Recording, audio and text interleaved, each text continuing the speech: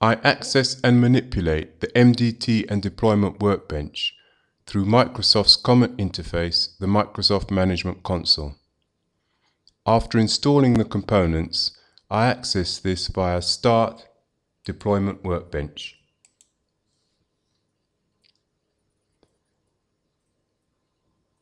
In the deployment workbench, there is a components node, a details node, and an actions node.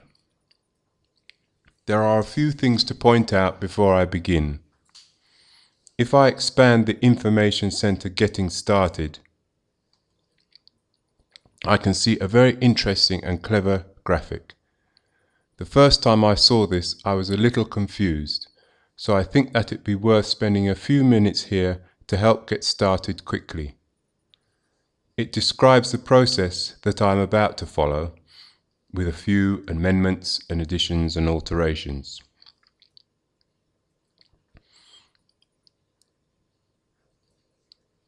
Under each component, there is a link to the documentation that's relevant for that particular stage of the process.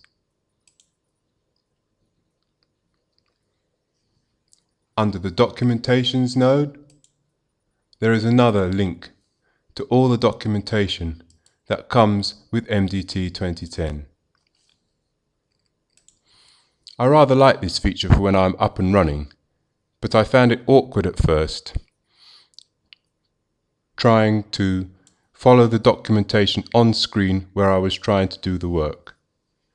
Thankfully, those thoughtful people at MDT made available a full suite of documentation that can be downloaded and opened up on a computer without having to install the tools.